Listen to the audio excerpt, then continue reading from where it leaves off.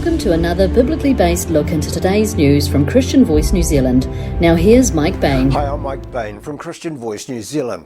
At the end of the Bible book of Judges, there are 3 chapters on the state of Israel, which is summed up in chapter 17, verse 6.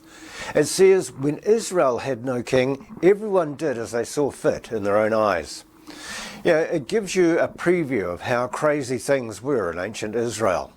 If there ever was a time a verse like that can be applied to our own days, it's right now. But some people say that the Bible is an ancient book, a lot of ancient stories. How is that relevant to my life today? You know what? I think you haven't really read it. Because when you read it, and you read a verse like that, you start to understand some of the craziness that's happening in this world today.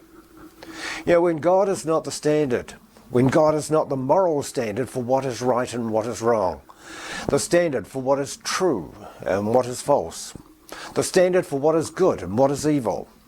If you lose God as that standard and everyone starts doing what is right in his or her eyes, you've got chaos.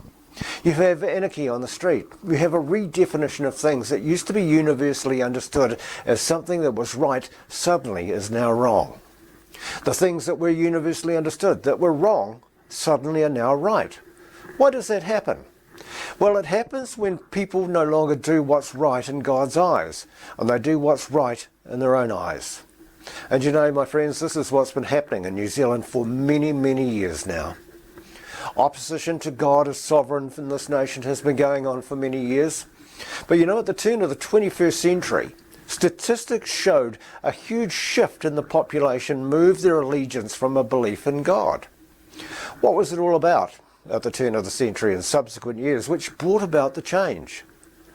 Was it the lead into the year 2000 when everyone started in all earnestly believing the world was going to end on New Year's Eve, brought about by the Y2K bug? Could it have been the increase in terror when we watched with dismay the attack on the World Trade Center in 2001? Or might it have been the buoyant financial times we were living in? Things were pretty cool back then. Certainly all these things happening would have made people sit up though and start to think about what's happening. Attitudes appear to have changed to one's mortality. The old story, if we're going to be here for a short time, then let's live to the fullest, live for today, for tomorrow we die. You may recall the positive motivation memes back then. Live like you've never lived before. Sing like no one can hear you. Dance like no one is watching. Inwardly, we moved from a position of responsibility towards others and themselves to doing and living what and how they saw fit in their own eyes. Issues which have been bubbling under the surface came to full fruition like a voracious hunger. Spilling out of the closets came the gay community. Their sexualization of everything ignited a lust for everything physical. We saw that sexualization of the entertainment industry and we lost sight of things natural and attempted to turn them on their heads. Exploding theories of past wrongs had to be addressed, and the equilibrium of life was changed peacefully, other times not, as history started to be written from a base of emotion rather than fact. And who could forget the shift in entertainment where people and friendships they just didn't matter, and how the winner takes it all. There was a lot happening, and people had just come out of some tough financial times of the 90s, and life was good.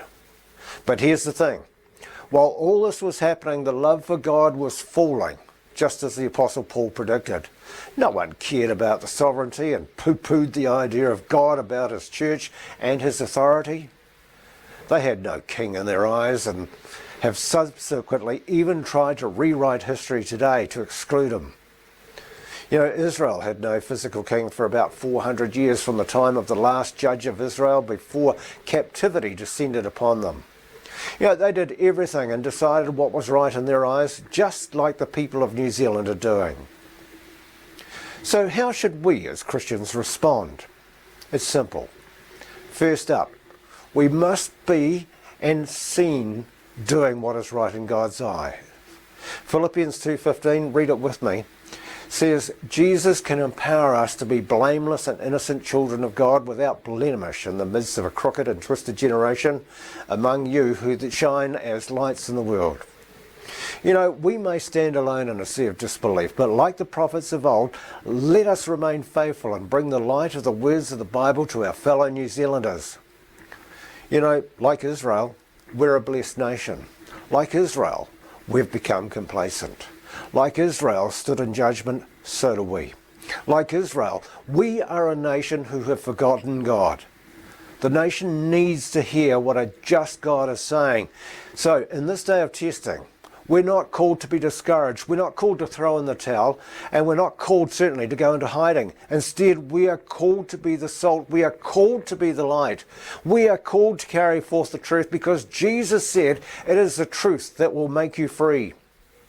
This nation needs to be born again. How? We as New Zealanders need to put Christ back on the throne. How do we do that? Well, we put Christ back on the throne in our hearts and our conscience. We put Christ back on the throne of our families as much depends on us.